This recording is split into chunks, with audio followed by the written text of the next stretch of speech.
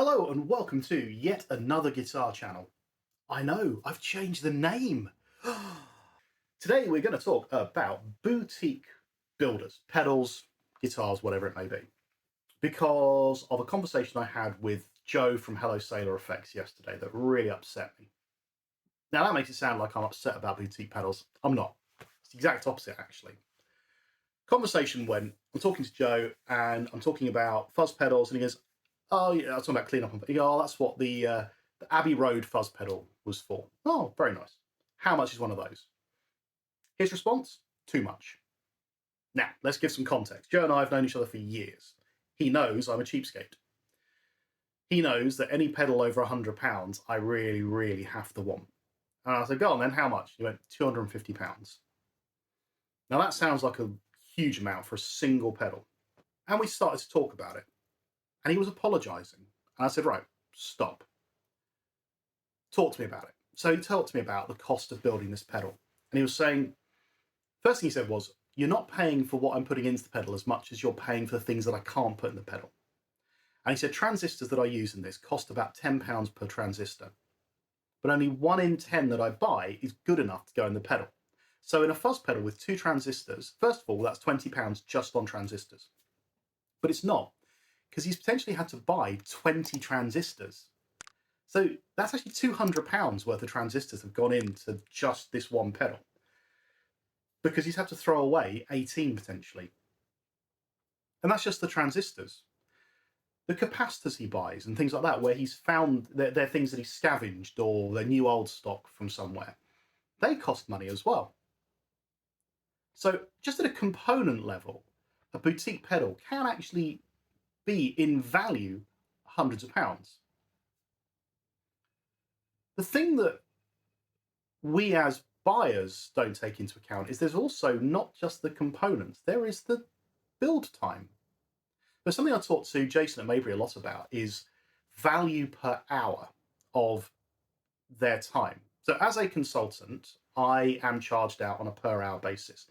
And companies are fine with this. They know that I cost money per hour. Whatever my output might be, it costs an amount to have me for 1 hour.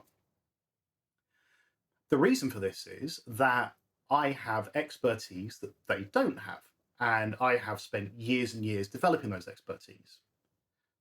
So they're not paying just for my time, they're paying for years of learning and training and knowledge. And the same is true of builders. You're not paying for the components on their own, you are paying for that builder to build your pedal or your guitar. That takes time and it takes expertise and it takes knowledge and learning.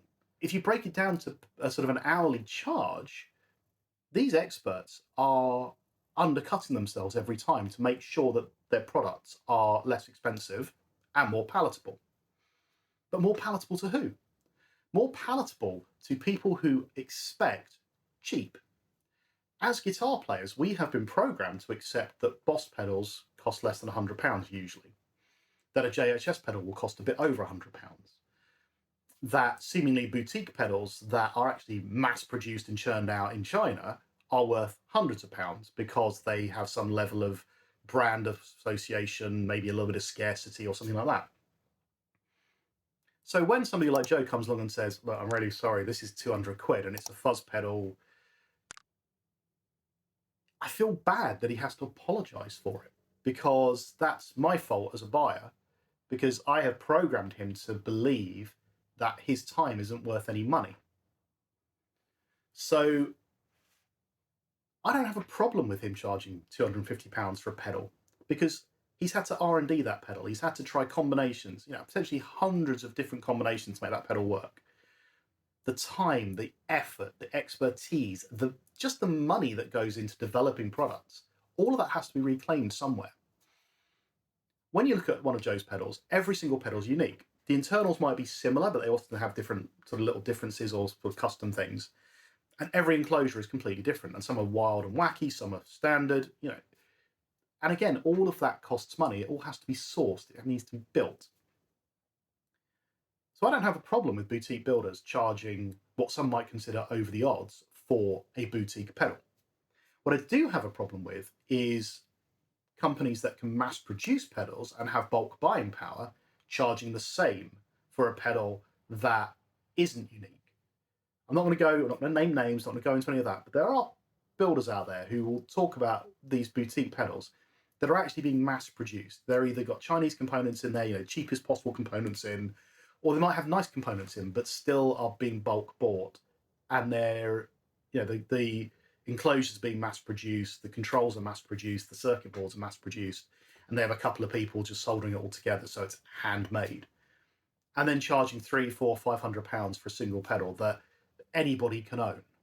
And that's the thing, with a custom build, there's a scarcity to it. Not everyone can have that pedal. In fact, if you think about my floorboard guitar, no one else in the world can have that guitar.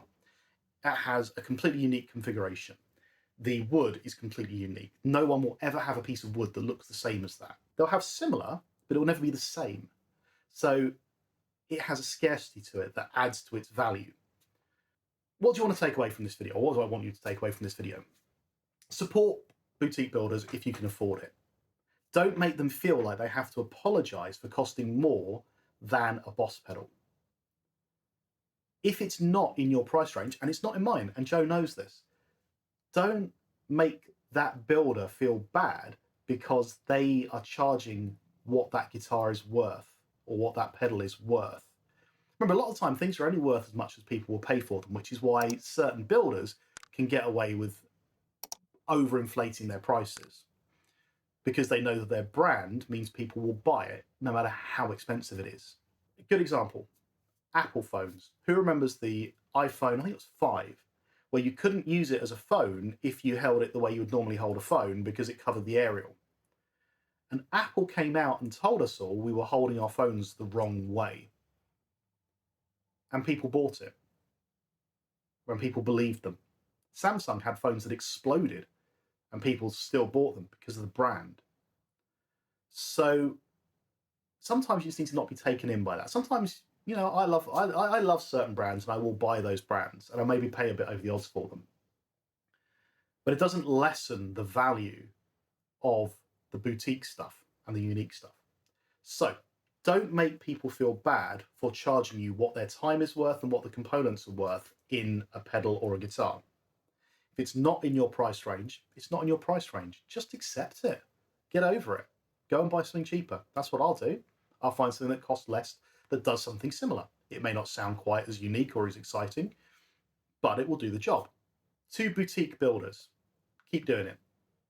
You are doing amazing stuff. Some of the boutique stuff I see coming out is incredible.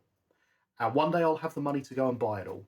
But until then, just keep plugging away and never, ever apologize for charging what you feel your time is worth, because that just undervalues everything you're doing. Until next time, please like, subscribe, get in the comments, tell me what you think, and I'll see you again soon. Cheers.